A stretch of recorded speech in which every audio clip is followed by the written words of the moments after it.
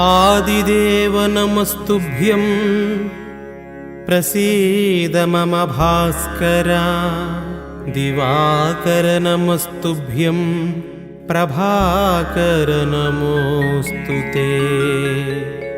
सप्ताश्वरथमारूढं प्रचण्डं कश्यपात्मजं श्वेतपद्मधरं देवं तं सूर्यं प्रणमाम्यहम्।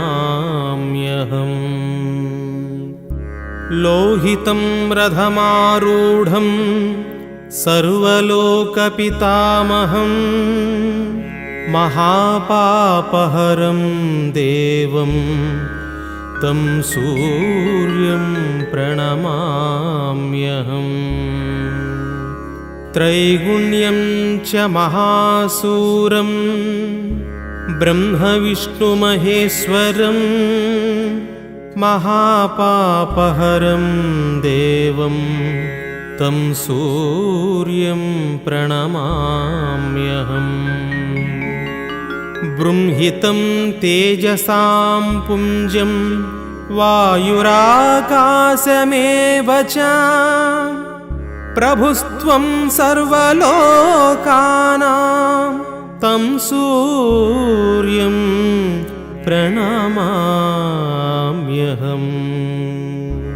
बन्धूकपुष्पसङ्काशं हारकुण्डलभूषितम् एकचक्रधरं देवं तं सूर्यं प्रणमाम्यहम्। तं सूर्यं लोककर्तारं महातेजः प्रदीपनं महापापहरं देवं तं सूर्यं प्रणमाम्यहम्। श्रीविष्णुं जगतां नाथं ज्ञानविज्ञानमोक्षदं महापापहरं देवं तं सूर्यं प्रणमाम्यहम्।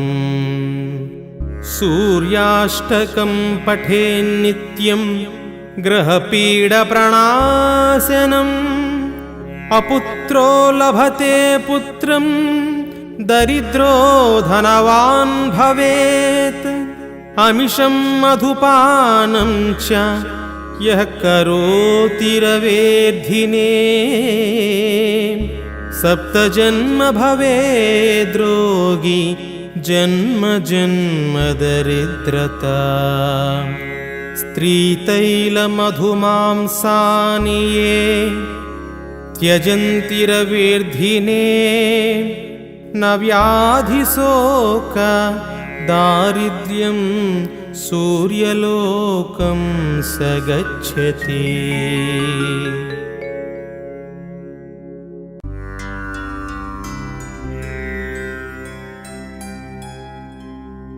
ततो युद्धपरिश्रान्तं समरे चिन्तया स्थितं रावणं चाग्रतो दृष्ट्वा युद्धाय समुपस्थितं। दैवतैश्च समागम्य द्रष्टुमभ्यागतो रणम्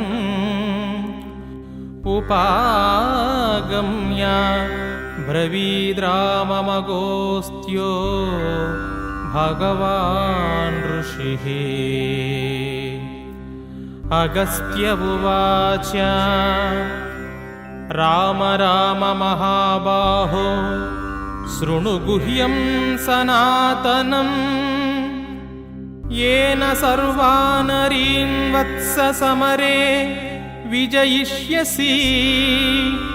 आदित्यहृदयं पुण्यं सर्वशत्रुविनाशनम् जयावहं जपे नित्यमक्षयं परमं शिवम्। सर्वमङ्गलमाङ्गल्यं सर्वपापप्रणाशनं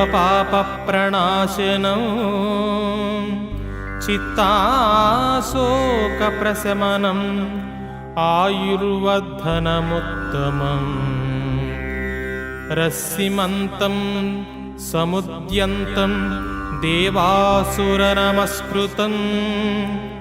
पूजयस्व विवस्वन्तं भास्करं भुवनेश्वरम् सर्वदेवात्मको ह्येष तेजस्वीरस्य भावनः येषः देवासुरगणान् लोकान् पातिगभस्तिभिः येषः ब्राह्म च विष्णुश्च शिवः स्कन्दः प्रजापतिः महेन्द्रो दनदः कालो यमः सोमो ह्यापाम्पतिः पितरो वसवः साध्या ह्यश्विनौ मरुतो मनुः वायुर्वह्निः प्रजाप्राणः ऋतुकर्ता प्रभाकरः आदित्यः सविता सूर्यः खगः पूषा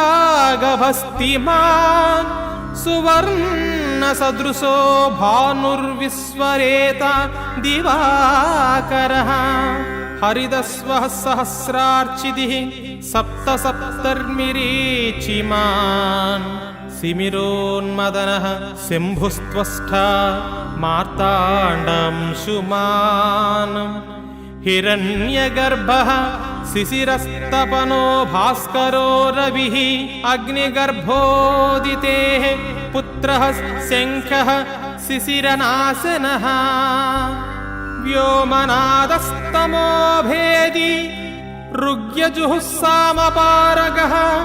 घनवृष्टिरपामित्रो विन्द्यवीधिप्लवङ्गमः आतपीमण्डलीमत्र्यः पिङ्गलः सर्वतापनः कविर्विश्वो महातेजः रक्तः सर्वभवोद्भवः नक्षत्रग्रहताराणामधिपो विश्वभावनः तेजसामपि तेजस्वी द्वादशात्मनमोऽस्तु ते नमः पूर्वाय गिरये पश्चिमायद्रये नमः ज्योतिर्गणानां पतये दिनाधिपतये नमः जयाय जयभद्राय हर्यस्वाय नमो नमः नमो नमः सहस्रांशो आदित्याय नमो नमः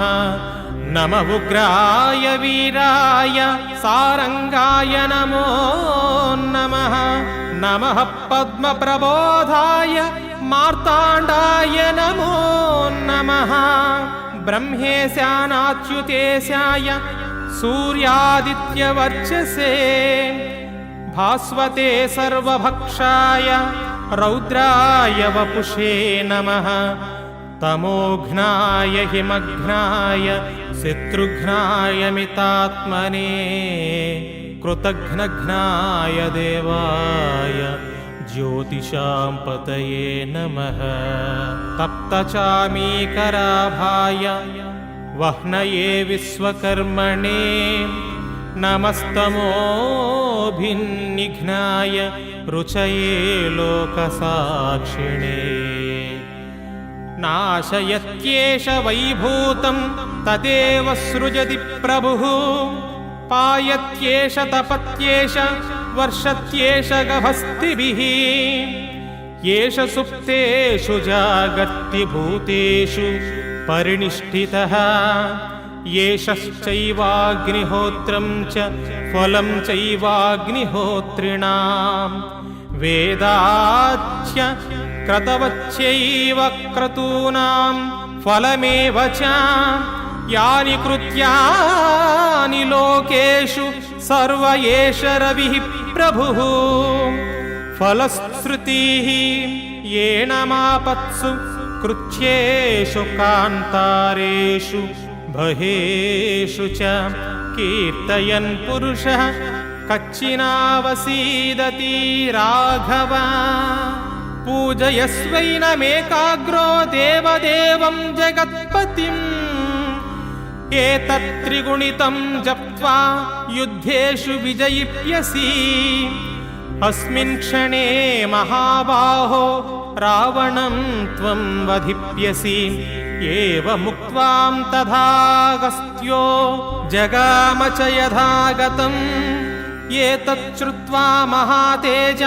नष्टशोको भवत्तदा धारयान्मास सुप्रीतो राघव प्रयातात्मनान् आदित्यं प्रेक्ष्य जप्त्वा तु परं हर्षमवाप्तवान् त्रिराचम्य शुचिर्भूत्वा धनुराधाय वीर्यवान् रावणं प्रेक्ष्य हृष्ट्वात्मा युद्धाय समुपागमत् सर्वयत्नेन महतावदे तस्य धृतोऽभवत् अधरविरवधन्निरीक्ष्य रामं मुदितमनः परमं प्रहुष्यमाणः निशिचरपति संशयं विदित्वा सुरगणमध्यगतो वचस्त्वरेति इति श्रीवाल्मीकिरामायणन्तार्गत आदित्यहृदयस्तोत्रम्।